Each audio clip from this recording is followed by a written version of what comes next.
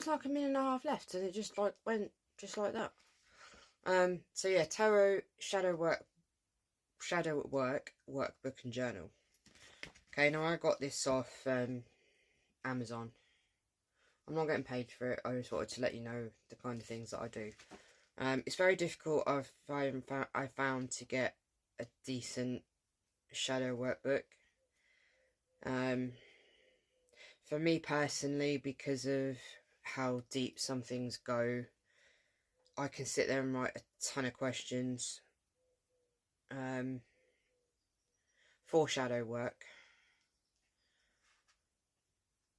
It's just not that easy to fill out, because when you ask your own questions, you know they're going to be deep, and they are really deep. But this is the whole point of shadow work. Is to go deep, to find out why and how things turned out the way they did in terms of mental health, low times, low mood, experiences in life, what you take from them, whether they've been traumatic. For example, I lost count over the years how many times bricks went to my mum's windows and smashed the windows.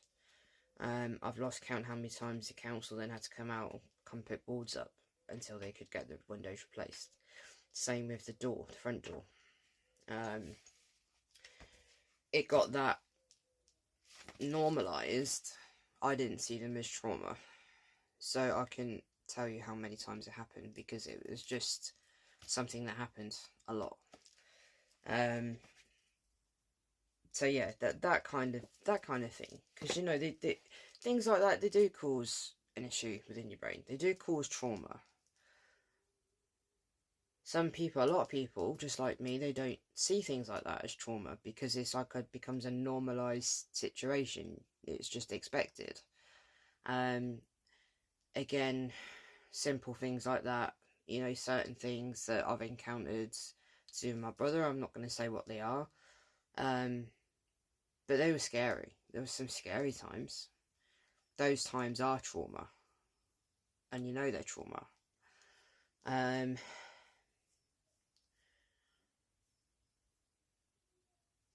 Again, the occasion when I was stood in the kitchen making a coffee, and it just so happened that the kettle was by the window, and someone had come over the gate and threw a brick at the window. Now, there always been double glazing, but until you've experienced that, you don't understand how it affects you. Now, I still don't fully, but I do remember the day it happened, and I screamed my head off. Be with you, it's pitch black, didn't see anyone in the garden next to me. Oh, wow. Yeah, shocking. So yeah, so there's things like that. There's also things that's happened, you know. I remember the first flat I was offered here in Corby, Kirkwall, and unfortunately, it could quite possibly may have been a nice house or a nice flat, whatever it was. I said no, because that's where they found a head in a wheelie bin. So yeah, you can understand why I said no. An 18-year-old not wanting a flat where a head was found. Yeah, understandable.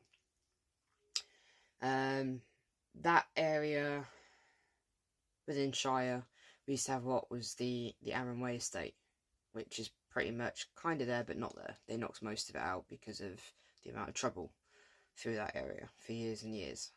A bit of everything.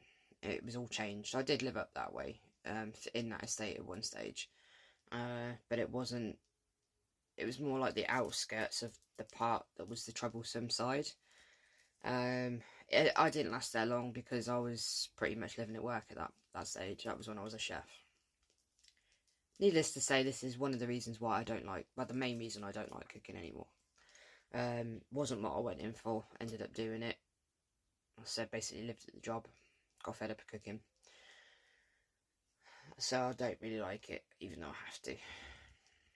you know, sometimes I like it, sometimes I don't. So yeah, so we have that situation. We have the situation of the person throwing the machete through the front window that somehow managed to go straight under my brother's arm, land at my feet while I was on the phone to the police. That person was also found in a wheelie bin behind a pub which is no longer there. That's now apartments.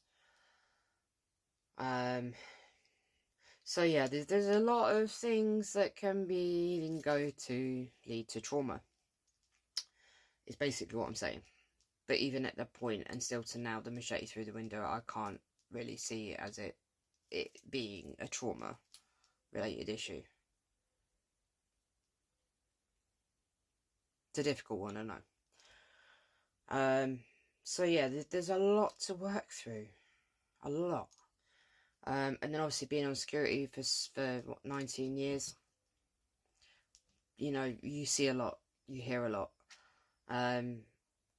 Obviously the one of the main reasons I don't do it anymore and let my card expire is disability reasons. I remember my last couple of weeks on doors. The last weekend in particular, the fair was around, so I was head doorman and one of the lads got hurt. Thanks to newbies, I would call them, who were obviously with the fair. So not a pleasant last weekend. But hey, that's life. So yeah, and throughout security, one of the cats is staring at me. Toothless. But yeah, you see so much, you hear so much. I mean, I remember Download 2006 and the riots at the very end. They weren't happy that Guns N' Roses weren't able to play their full set, so they decided to all start burning their tents. We couldn't get involved. I know our specific bunch, we were stuck behind fences, and that's where we had to stay. Things people carry. I remember one of my last events at Santapod, the image went round of a new style of blade that was going round. They were found on some guy's van. He was selling them at the back of his van, and it was like a little circle thing. And to me, it looked kind of like a Pokeball kind of thing, just not the right colour. I think it was green, if I remember correctly. See, this was years ago, and daft things I remember. But it come apart, and it flipped out a little blade. Very, very sharp blades. So yeah, there's a lot of things that you see in the security industry, and in a way, I hope it doesn't put masses of people off, especially decent people. Unfortunately, you've had a spate of the security industry allowing too many people in who shouldn't be there, like the people who do like to cause fights. They have that little bit of extra power and it goes to the head. It's not a great thing. But it is something that I would, if you're in the security industry, you're new to it, go straight for the festivals. Okay, festivals, events, because you travel. You get to go places you wouldn't have necessarily been before. And it's all experiences. So enjoy them while you can. If not, there's always stewarding opportunities so you don't have to pay for your licence. And you can work as still as security, but not a full-on. You have to look into that to get the details of it. But again, you can go and you can still get paid for it, just a less amount. But you can still get to go to festivals, get the experience. You go to many different kind of events. So yeah, for that reason, go. It's brilliant. I would strongly, say try it. But yeah, that's gone like way off like trauma issues. But yeah, some things stick, some things don't. This one's going to finish. If anyone wants to know any more about my life and what I've done, what I've been through, just say so and I'll do another video. But for now, I'm going to go. I've got school run to do. I've got Draven to wake up.